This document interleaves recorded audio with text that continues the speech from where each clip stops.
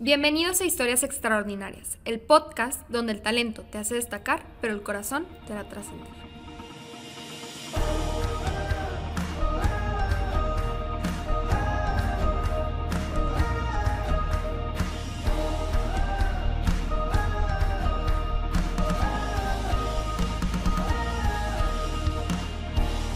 Bienvenidos a otro episodio de Historias Extraordinarias y pues ahora tenemos a Daniel Baltasar, líder de admisiones de Región Desarrollo, es correcto. Ahí está. Muy bien, pues bienvenido. Muchas gracias por la invitación, de verdad. Es un gusto estar aquí. No, hombre, el gusto es nuestro. Y pues, ¿cómo te sientes ahorita? ¿Cómo te sientes de estar aquí? La verdad, muy contento porque, como lo he compartido de pronto en varios foros, para mí el programa Embajadores es un programa al que le tengo mucho cariño, pero sobre todo porque es un programa que sí creo que ha cambiado mi vida profesional. Para mí sí representó un parteaguas en mi vida profesional. Y te voy a decir por qué. Cuando me tocó la oportunidad de poder estar a cargo del programa en Querétaro, y empezaba a ver el perfil de los chavos, yo decía, híjole, yo tengo que superarme porque yo tengo que llegar a ser ejemplo de ellos. Y entonces, ¿qué tengo que hacer yo para poder cambiar y demás? Entonces, pues eso me llevó a cambiar mucho mindset y mover y hacer más cosas, ¿no?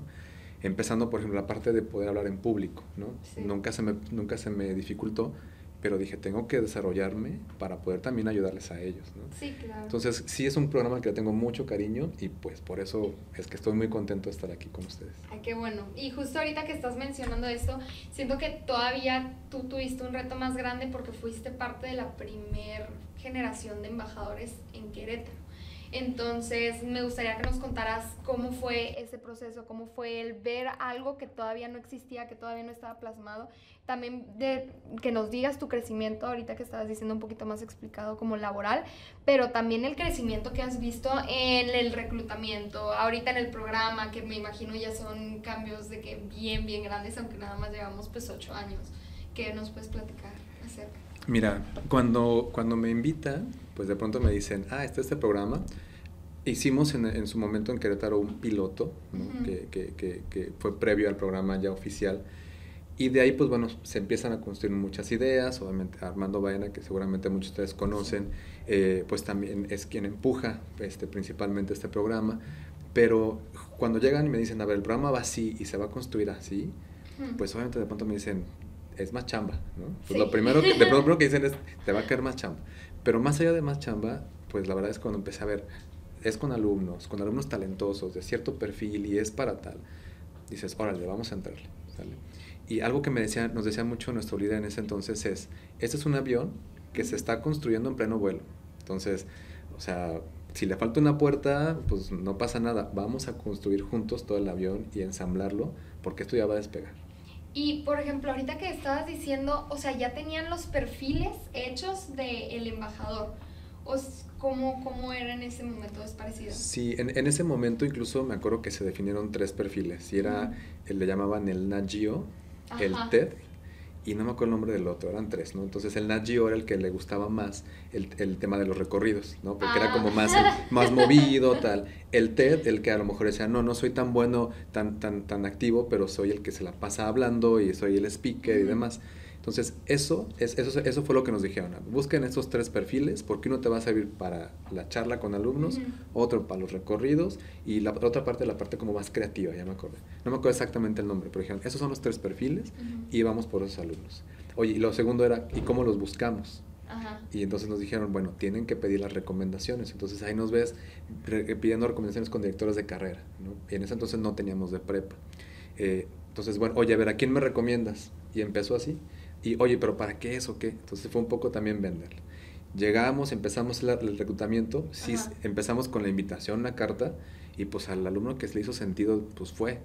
Pero hubo quien dijo, ¿esto qué? Y nunca llegó, ¿verdad? Y a lo mejor después de unos años se arrepintió porque ya empezó a ver el programa y bueno. Pero creo que eso fue parte, creo yo, incluso hasta de la magia. Porque a veces cuando empiezas a construir y quieres que todo esté ya listo, pues a lo mejor también te quita un poco a ti parte del tema de innovación, ¿no? Sí. O sea, porque sí pudimos, los que tuvimos la oportunidad de estar en el piloto, porque primero fuimos 5 campus los que empezamos con el programa, que fueron los 3 campus de la Ciudad de México, Monterrey y Querétaro. Entonces éramos 5 coordinadores nada más. Y entre todos, pues de pronto era ver y compartíamos ideas, ¿no? De, ¿y cómo le hiciste para este chavo? Y a mí me funcionó con esto, y pues éramos así muy, muy pequeñitos. Tuvimos la oportunidad de crear, que creo que también eso es importante, ¿no? O sea, no solamente nos dijeron, hagan esto, sino a ver, esa es la base y de ahí construyamos. Sí, pues son las ventajas. Siento yo que, si hubiera estado como predeterminado, no se hubiera prestado a la innovación que hay hasta la fecha cada año. Entonces, ¿y con cuántos embajadores empezaron? Eran también, por ejemplo, sé que ahorita somos 30 en Monterrey. ¿Con cuántos empezaron en Querétaro? En Querétaro en ese entonces comenzamos con 13 alumnos, si mi memoria no me falla. Creo que ahorita ya son más, no sé, creo que como 20 o 15, no sé. Pero sí, ya es un grupo más grande. Pero sí, o sea, empezamos con esa cantidad. Y, por ejemplo, ¿los perfiles se podían ir rotando? O era, por ejemplo, si eras perfil TED, te quedabas nada más en las pláticas. Eso fue algo que descubrimos, ¿no? El ideal fue perfilarlos hacia allá, pero de pronto decías, oye, pues es que este chavo, que en teoría es para recorridos, tiene una historia bien padre, en la sesión informativa seguramente va a enganchar, entonces, pues lo aventamos también, ¿no? O al revés, ¿no? Entonces, la verdad es que empezó a evolucionar, entonces, de hecho, después empezábamos a buscar quien tuviera un poquito de todo, y entonces ya, ok, este es más TED, pero sí buscábamos que tuviera también un poco de Nat Geo y la otra parte creativa. Ok. Pues así empieza todo, ¿no? Y ahorita se busca pues que tengan todo. Es correcto. O sea, y a ver, ¿cómo? Ok, ¿cuántos años estuviste en el programa de embajadores? Híjole, a ver, déjame. Te iba a decir los años, pero no quiero que saquen las cuentas. Estuve en la primera, en la segunda, en la tercera y parte de la cuarta generación. Que es cuando yo cambio de rol y después, bueno, estuve cercano al programa, pero ya desde otra trinchera.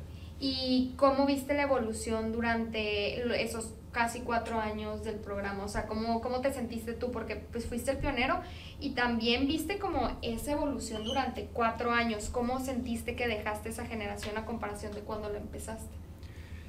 Mira, la primera generación, bueno, de entrada pues fue como icónica y creo que siempre está en nuestros corazones, pero sí empezabas a ver la evolución de la selección, en lo que también los mismos chavos iban generando, tú como área también, los proyectos que ibas generando con los alumnos, y la parte de la capacitación que ahorita también me preguntabas es súper importante, ¿no? Porque pues la primera generación, pues ahí medio les platicábamos, les decíamos, los guiábamos, pero no había una capacitación como hoy hay.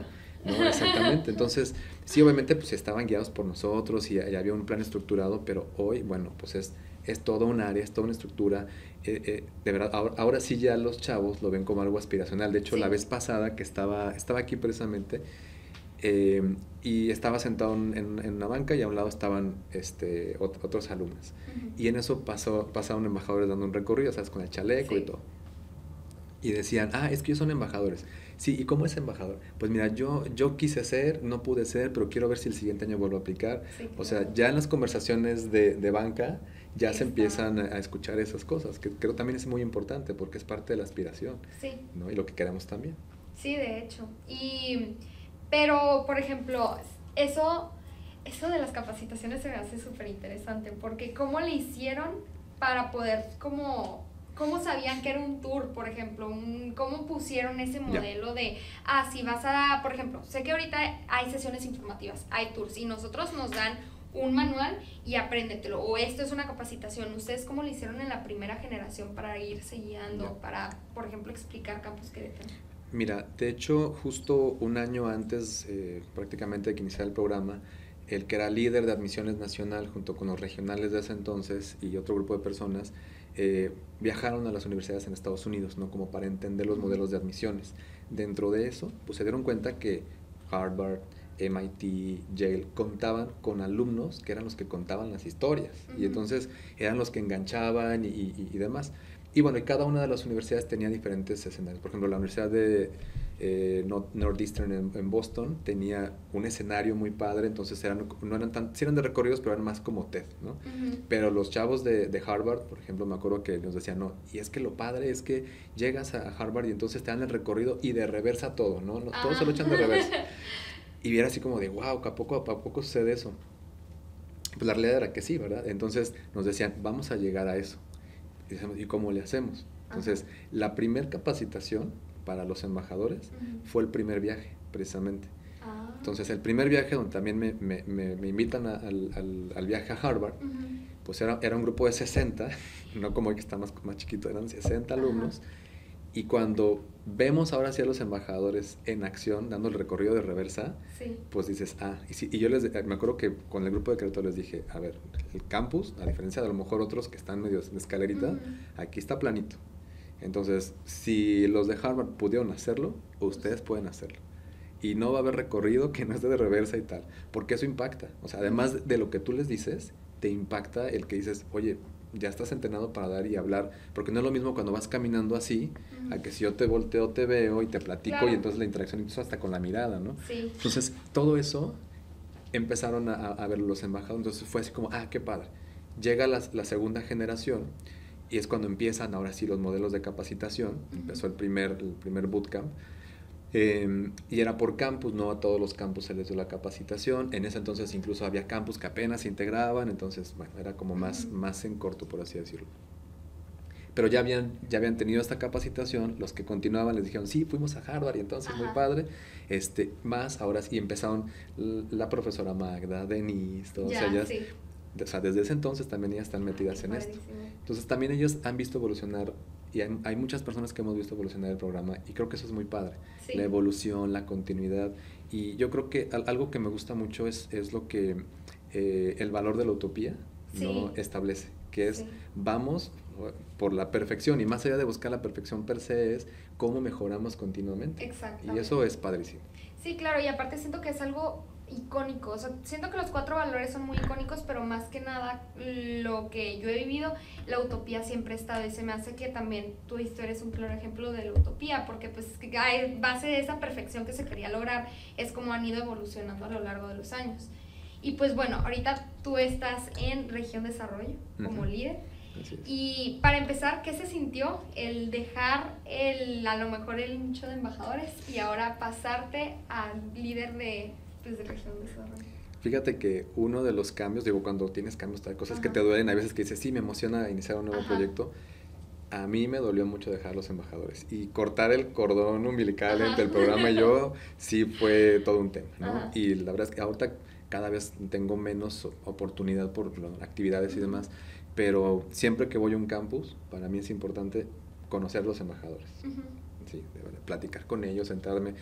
Ahora en enero que ingresó una nueva directora al campus Ciudad Juárez, literal le pedimos, nos tienes que dar un recorrido a los embajadores, ¿no? A la nueva directora.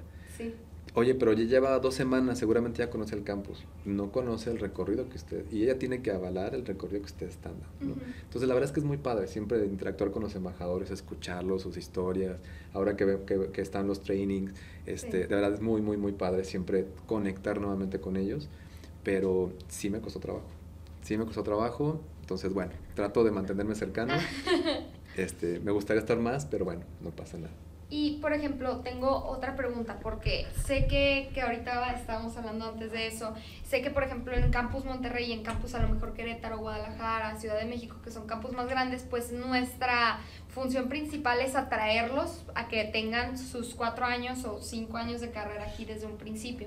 Pero, por ejemplo, sé que en Región Desarrollo lo ven diferente, es como así, a lo mejor nada más tienen el área de exploración, es como quédate, es un poquito más como pues un poquito más personalizado. ¿Tú cómo has visto ese modelo de embajadores en las regiones de desarrollo? Fíjate que eso lo que ha generado es que tengamos incluso una mayor conexión con embajadores de otros campos. ¿Por qué? Porque el embajador que hoy está, por ejemplo, no sé, en Ciudad Obregón, donde puedes iniciar ingenierías y negocios, y pues es un año el que están ahí nada más. ¿Qué es lo que sigue? Entonces nosotros tenemos que explicar a las familias cuál es el camino, no solamente aquí en el cortito plazo, que es este año, sino todo su camino. Entonces y sirve mucho justo las integraciones de embajadores, porque dices, oye, a ver, tú quieres estudiar tal y en tal campus, pues ahí luego con los embajadores empiezan y te contacto, ¿no? Además el área de admisiones pues hace lo propio, ¿verdad? Para todo el proceso y demás, pero en temas de experiencia eso funciona mucho. Y de hecho mucho la parte padre es que los embajadores de prepa, que es la mayor parte del pool que tenemos en nuestros campus, pues también conocen, ¿no? A los embajadores de profesional. Entonces la interacción es muy normal y eso está muy padre. Y bueno, obviamente pues lo que hemos vivido a partir de todos estos 2 años donde la digitalización se ha incrementado, pues creo que lo hemos aprovechado muy bien y para nosotros nos ha caído de maravilla. Sí, claro, y es la importancia, por ejemplo, del networking dentro de estos eventos, porque justo en el evento que acabamos de tener, que era pues de la región Monterrey, con la laguna y todo esto, pues yo soy de Torreón, entonces pues un poquito sé de esos temas, pero era justo esto, el poder involucrarte y poder decir, ay, hay que hacer proyectos juntos, aunque seamos regiones diferentes, y eso se me hace bien padre de cómo de haber empezado de un modelo de nada más 5 campus con embajadores, ahorita todo el mundo se puede conectar y puedes tener contactos con pues toda tu región y hasta de México, que son con los viajes. Es correcto. Sé que también fuiste de los primeros que viajaron. ¿Cómo te fue en los viajes de embajadores? ¿Cómo fue la experiencia? Híjole, eso es una historia que cada que tengo oportunidad la cuento. Ajá. Porque, bueno, uno, pues imagínate, conocer Harvard, MIT, la Universidad de Boston, o sea, fueron momentos icónicos a nivel personal, profesional, ¿no? Pero por otro lado, imagínate, éramos 2 coordinadores, los que estábamos a cargo del grupo, iban otros directivos acompañándonos, pues la responsabilidad caía sobre nosotros. Entonces nos dijeron, eran 60. Entonces, bueno, fuimos, ¿no? Llegamos, todo. Lo más complicado fue al día siguiente, cuando empezaba la agenda, porque era, escojan 2 opciones, o el partido de los Red Sox, o el recorrido por la ciudad de Boston en los Dog Tours, ¿no? Que son los autos anfibios, ¿no? Autobuses anfibios. Los directivos y un coordinador se fueron a los Red Sox y yo me fui con un grupo al recorrido. Pero el tema del recorrido es que teníamos que movernos en metro a cierto punto donde nos iban a recorrer. Llegan, pues obviamente me dicen, sí, vete. Soy nacido en la Ciudad de México, orgulloso chilango, y conozco del uso del metro. Y eso me ayudó mucho pues para entender cómo moverme al punto donde me iba a llevar a 30 alumnos. O sea, se separaron literalmente la mitad. Literal, la mitad. Y estuvo muy padre, la verdad es que sí iba con nervios, no te voy a decir que no. Y yo trataba de sonar lo más estricto posible porque dije, no quiero que les pase algo porque es la responsabilidad mía. No se pero la verdad es que más allá, el primer día sí lo viví un poco estresado, pero después fue una experiencia así maravillosa. Y la verdad es que incluso, aunque yo tenía obviamente la cercanía con los embajadores de mi campus, tuve la oportunidad de conocer a los embajadores de otros campus y hasta el día de hoy tengo relación con algunos de ellos de otros campus. Qué padre. ¿No? Y con algunos más cercanos que otros, pero la verdad es que incluso, no sé, mi cumpleaños, y me escriben, felicidades Daniel, no sé qué, te mando un abrazo. Y se siente muy padre, ¿no? Entonces, el tema de los viajes, un gran aprendizaje, una gran experiencia, y es algo que ha durado hasta el día de hoy. Sí, de hecho, y sobre todo lo de los aprendizajes es como clave. Siento que yo que ya viví mi primer viaje de embajadores, no he tenido ninguno igual, y sí es una experiencia única. Sí. Y ahorita que me estabas diciendo de que hay embajadores con los que sigues conectando, con los que sigues hablando, me estabas contando fuera de cámaras que hay un embajador que ahorita te estaba contando que le sirvió en la práctica o le sirvió haber estado en embajadores. ¿Nos puedes contar un poco? Sí, claro que sí. Mira, y para que tengan como todo el contexto, ¿no? Es un embajador a través de la primera generación que incluso en su primer sesión informativa se puso súper nervioso y decíamos, híjole, no va a salir tan bien esto. Y no, al contrario, fue alguien que fue echándole muchas ganas, al contrario. De hecho, estuvo 2 años en el programa, regresó, o sea, se fue de intercambio, regresó al programa nuevamente. Y ahora que está graduado, ya tiene 3 años que se graduó, si mal no recuerdo, y estuvo trabajando aquí en John Deere en Monterrey. Y como parte del proceso de reclutamiento, buscan a colaboradores que tengan estas habilidades de presentación y todo, ¿no? Para poder ser embajadores de la empresa. Y entonces, como lo han visto presentar de manera muy eficiente y muy suelto y muy padre, lo invitaron a ser embajador ahora de la marca de su empresa. Y entre esto y otras cosas, pues le ayudaron a él, pues incluso ahorita está en Estados Unidos y la verdad es que le está yendo muy bien. Pero recuerdo cuando lo invitaron, me escribió y me dijo, Daniel, hoy reafirmo que el programa Embajadores me sirvió no solamente para lo que viví en mi etapa como universitario, sino también como ahora ya pues empleado, ¿no? Entonces eso de verdad a mí me llenó de mucha felicidad, de mucho orgullo, pues ver el impacto, ¿no? De hecho, hay otra embajadora que recuerdo de la segunda generación que ahorita incluso hace grabaciones para una empresa de maquillaje. Entonces O sea, la verdad es que, y tú la ves en cámara, de por sí siempre fue muy suelta en cámara, incluso no se acuerdan de la campaña de Factor Tech, ella estuvo en alguna de las fotografías de Factor Tech, entonces era como muy suelta en términos de la cámara, de expresión, pero ahora lo hace, o sea, y tú la ves y bueno, o sea, si la pones en algún matutino, la hace muy bien, si la pones en algún noticiero, la hace muy bien, creo que son esas habilidades que te dan, y estás hablando que tanto este chico que te contaba como esta otra niña, ambos son ingenieros, ¿no? Cuando de pronto hay este estigma, ¿no? De que el ingeniero es un poco más reservado y todo, y la verdad es que no. O sea, es padre ver cómo desarrollas esas habilidades a pesar de tu perfil académico. Sí, de hecho eso es algo que se me hace muy padre, o saber que el programa no, por algo nos buscan de todas las áreas, y es como lo padre de poder ver cómo no necesariamente por ser ingeniero no quiere decir que no puedas tener esas habilidades de pues hablar en público o de relacionarte, y sobre todo que eso enseña lo que estabas diciendo al principio, que todos vamos progresando y que se trata de buscar como esa utopía, ¿no? Y que se me hace como muy muy padre que pues tú la has estado presenciando durante estos últimos, pues ya cuántos van hoy. Pues esta es la 8ª generación. Ya estamos en la 8ª generación, no saques cuentas, por favor. Dejémoslo en eso, la 8ª generación. Lo dejamos sin especificar.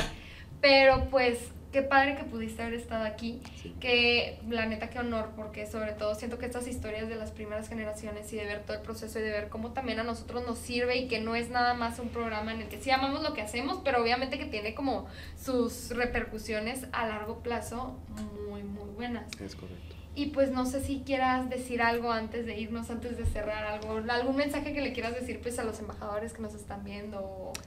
Fíjate que sí, yo creo que para un embajador es importante considerar lo siguiente. Primero, la gran responsabilidad que tiene, ¿no? Eso es muy, muy importante, por todo lo que implica su papel, y más hoy en día, ¿no?